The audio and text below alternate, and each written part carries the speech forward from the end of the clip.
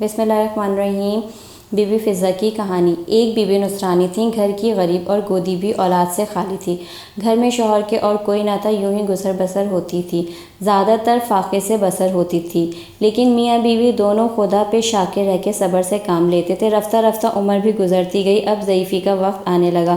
دل ملول رہتا تھا، کیونکہ بعد ان کے آئندہ نسل باقی رہنے کی امید نہ تھی۔ ایک دن ایک ضعیفہ بی بی تشریف لائیں۔ اللہم صلی علی محمد وآل محمد۔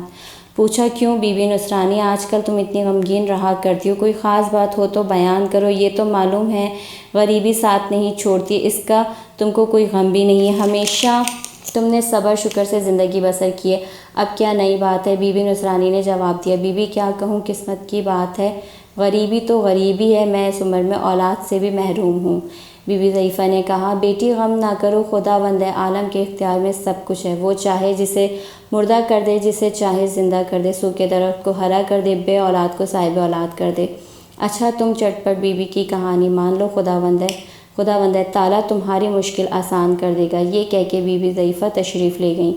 نصرانی بی بی نے کہانی فوراً مان لی۔ خدا نے 9 مہینے پر ایک فرزند حسین عطا کیا، اولاد سے گھر آباد ہو گیا۔ نصرانی بی بی کو منت پوری کرنے کا خیال آیا، فکر مند ہوئی کہ کیوں کر منت پوری کروں۔ ضعیفہ سے ترکیب بھی نہیں پوچھی کہ جب منت پوری ہو جائے تو کس طرح منت اتاری جائے۔ اتنے میں شام ہونے لگی، دیکھا کہ ایک نقاب پوش ضعیفہ تشریف لائی ہیں، اللہم صلی علی محمد وآل محمد، اور بولی کہ تم نے ابھی تک منت نہیں اتاری۔ نصرانی عورت ان کے قدموں میں گر پڑی اور گڑ گڑا کر بولی، میں آپ کو برابر یاد کرتی تھی، خدا کا شکر ہے کہ آپ تشریف لے آئیں، آپ کی بتلائی ہوئی منت سے آج میری گود میں ایک بچہ نظر آ رہا ہے، مگر میں نے آپ سے منت اتارنے کی ترکیب نہیں پوچھی تھی، اب آپ بتائیں کیوں کر منت اتاروں؟ بی بی ضعیفہ نے کہا، 5 ڈلی منگاؤ اور کہانی جو کہوں سن لو۔ ڈلی کو کاٹ ڈالو، کہانی کہنے والے کو 2 حصے، کہانی سننے والے کو بھی 2 حصے، اور لانے والے کو 1 حصہ تقسیم کر دو۔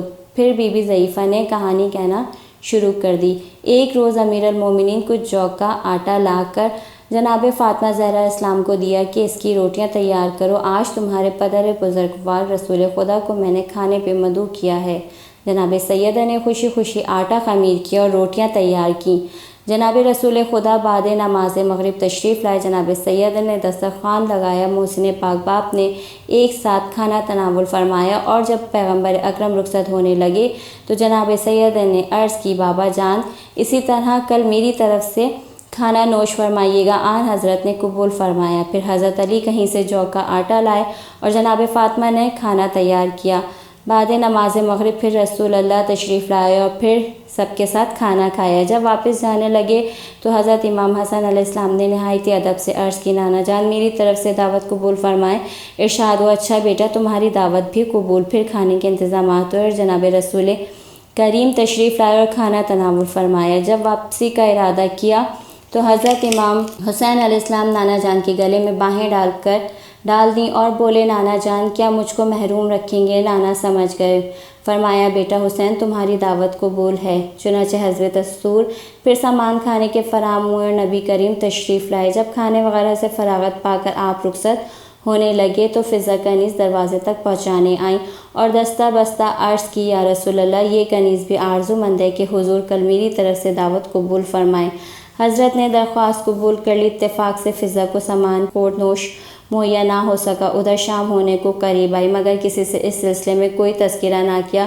وہ زمانہ ماہ رمضان مبارک کا تھا۔ جب رسول خدا نماز مغرب سے فارغ ہو چکے تو جبرائیل امین نازل ہوئے اور فرمایا، یا حبیب خدا آج آپ کا افطار فضہ کے گھر پہ رحمت دو عالم۔ فوراً روانہ ہو گئے، دروازے پہ پہنچ کے دستک دی اور بآواز بلند بیٹی کو مخاطب کر کے فرمایا، اے بیٹی تم پر سلام ہو۔ جناب سیدہ آواز پہچان کے دروازے تک آئیں، مگر کس قدر متعجب بھی تھیں کہ آج بابا جان نے کیوں کر تکلیف فرمائی، کیونکہ کچھ افطار کے لیے نہ تھا۔ الغرض رسول خدا اندر تشریف لائے۔ تھوڑی دیر کے بعد بیٹی سے بولے، اے پارہ جگر فاطمہ آج ہم فضہ کے مہمان ہیں۔ جناب امیر نے فضہ کو الگ بلا کر فرمایا، فضہ تو نے رسول خدا کو کھانے کی دعوت دی لیکن ہم سے ذکر بھی نہیں کیا۔ فضہ نے جواب دیا، یا امیر المومنین مجھے گھر کے حالات خوب معلوم ہے، اس لیے تذکرہ کرنا مناسب نہیں سمجھا۔